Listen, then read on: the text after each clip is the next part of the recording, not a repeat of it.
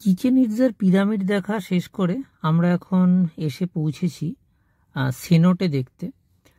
সেনোটে হচ্ছে এক ধরনের সিঙ্কহোল বা পিট, যেটা তৈরি হয় যখন ভূমির উপর থেকে লাইমস্টোনের একটা লেয়ার ভেঙে পড়ে যায় এবং নিচের যে জলটা আছে, যেটা আমরা আন্ডারগ্রাউন্ড ওয়াটার বলি, সেটা এক্সপোজ হয়ে যায়। মেক্সিকোতে অনেকগুলো সেনোটে আছে, তার মধ্যে এইটা একটা ফেমাস সেনোটে, এটার নাম হচ্ছে ইকিল সেনোটে। তো চিচেন ইটজা যেরকম ইউকাটানে, এটাও সেরকম ইউকাটানে। ইউকাটান মেক্সিকোর একটা স্টেট। তাই সেনোটের চতুর্দিকটা বেশ সুন্দর করে সাজিয়ে রেখেছে, যেহেতু এখানে টিকিট কেটে ঢুকতে হচ্ছে এবং এখানে কিছু দোকানপাটও করে রেখেছে, যেরকম বাকি জায়গাগুলোতেও আছে। সেনোটেটা কিন্তু বেশ ডিপ, বোধহয় 150 মিটার বা এরকম কিছু ডিপ। এখানে এই সেনোটেতে স্নানও করা যাবে, তার জন্যে অতি অবশ্যই লাইফ জ্যাকেট পরতে হবে, যত বড় সাঁতারই হোক না কেন। তবে আমরা স্নান করব না।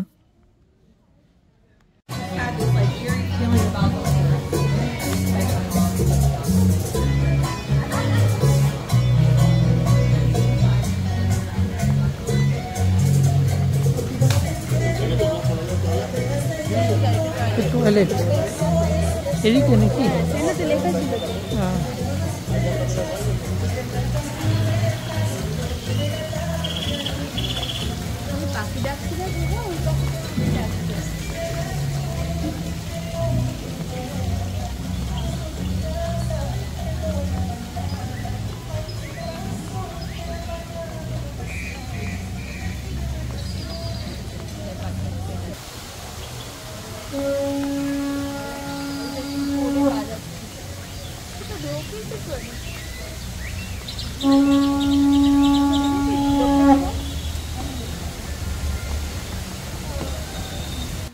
যেদিক দিয়ে সেনোটেতে নামে তার উল্টো দিকটা থেকে দেখাচ্ছি, যাতে সিঁড়িটা বোঝা যায়। তো ওই যে লম্বা সিঁড়িটা দেখা যাচ্ছে, এটা দিয়ে বেয়ে বেয়ে একদম নিচ অব্দি যাওয়া যায়। তো এরপরে আমরা ওদিকে ঘুরে যাব। যেরকম বললাম যে আমরা স্নান করব না, সুতরাং আমাদের লাইফ জ্যাকেট বা কিছু নিইনি। লাইফ জ্যাকেট নিলে এখানে জামা কাপড়, ক্যামেরা সব রাখার একটা লকারেরও ব্যবস্থা আছে। জেনারেলি সবাই সেটা নিয়ে নেয়, কিন্তু আমরা স্নান করছি না। জলটা মনে হয় বেশ ঠান্ডাই হবে, আর আমাদের কেন যেন কমফোর্টেবলও ফিল করছি না, যেহেতু সেরকমভাবে সাঁতার জানি না। লাইফ জ্যাকেট যদিও দেবে, তবে আমরা ঠিক করেছি নামবো না।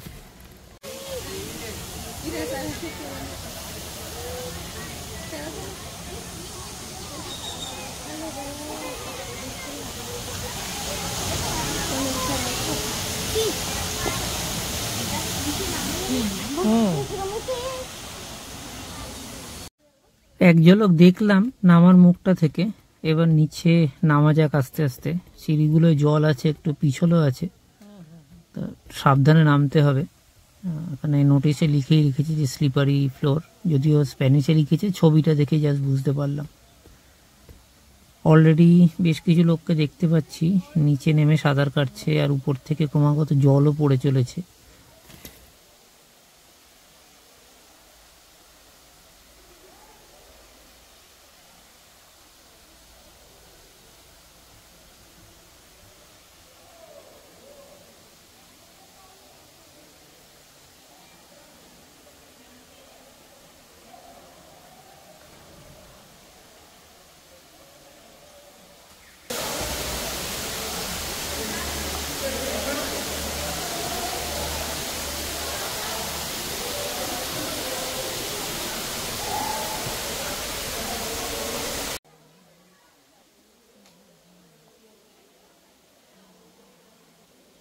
নিচে অনেকেই সাঁতার কাটছে।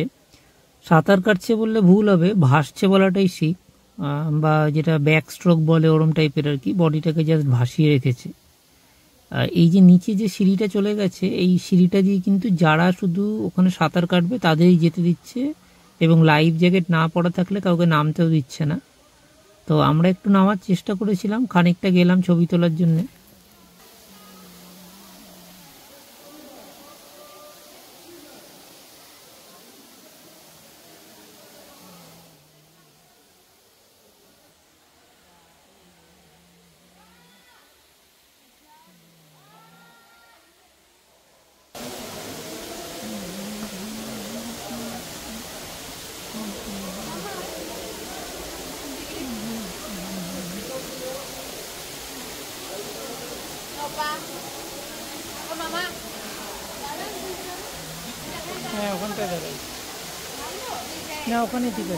আমরা একটু নিচে নেমে দেখানোর চেষ্টা করছি জাম্প মারছে, ওই যে জাম্প দিয়ে পড়লো জলে, ওই জায়গাটা হচ্ছে জাম্পিং স্পট আর কি। তো এক একজন করে লাইন দিয়ে দাঁড়াচ্ছে আর এই যে এখান থেকে লাফ দিয়ে পড়ছে জলের মধ্যে।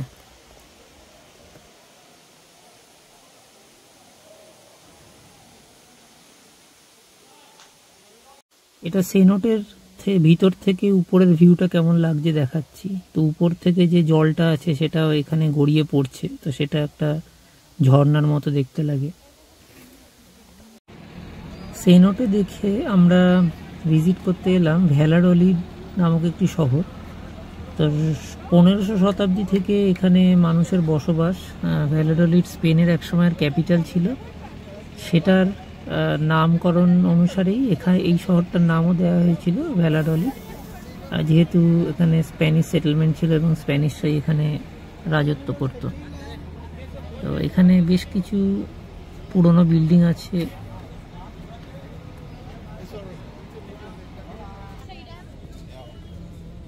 খুব যে কিছু দেখার আছে এখানে তা নয়, এই রাস্তায় পরে একটু অন্য রকমের অ্যাম্বিয়েন্স, সেই জন্যে সবাই একবার নেমে দেখে নেয়। আশেপাশে প্রচুর দোকানপাট আছে, কিন্তু সবই আর কি ট্যুরিস্টদের জন্য দাম বেশ ভালোই বাড়ানো। সামনে সম্ভবত একটা চার্চ দেখতে পাচ্ছি আমরা। তো এখানে এক রাউন্ড ঘুরে আমাদের 20 মিনিট মতো টাইম দিয়েছে, আবার ফিরে আসবো আমাদের বাসে। ওই যে কুকুর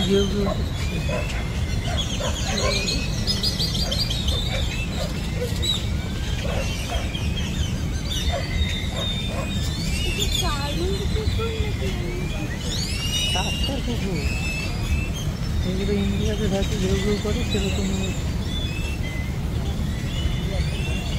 এই পার্কটাতে কতগুলো ইউনিক চেয়ার কম্বিনেশন রয়েছে যেগুলো কাপলদের জন্যে। জানি না কীভাবে বসতো, দুজনের দিকে মুখ ফিরিয়ে, কিন্তু দুজন আলাদা আলাদা চেয়ারে, মানে পাশাপাশি নয়, কিন্তু একজন আরেকজনকে দেখতে পাচ্ছে, সেরকম টাইপের চেয়ার। ওই যে সাহায্যে হেঁটে যাচ্ছে সামনে, ওই সামনে দুটো ওরকম টাইপের চেয়ারের কম্বিনেশন দেখা যাচ্ছে। আমাদের মেক্সিকো সফর এখানেই শেষ। আমরা এখন কানকুন এয়ারপোর্টে এসে গেছি, ডিউটি ফ্রি শপগুলোর মধ্যে দিয়ে যাচ্ছি। আর ঘন্টা দেড়েক বাদে আমাদের প্লেন, কানকুন থেকে মিনিয়াপলিস ডিরেক্ট ফ্লাইট, 4 ঘন্টা মতো সময় লাগবে। কিছুক্ষণ আগেই আমরা উপস্থিত হয়েছি, তাই হাতে বেশ খানিকটা টাইম আছে।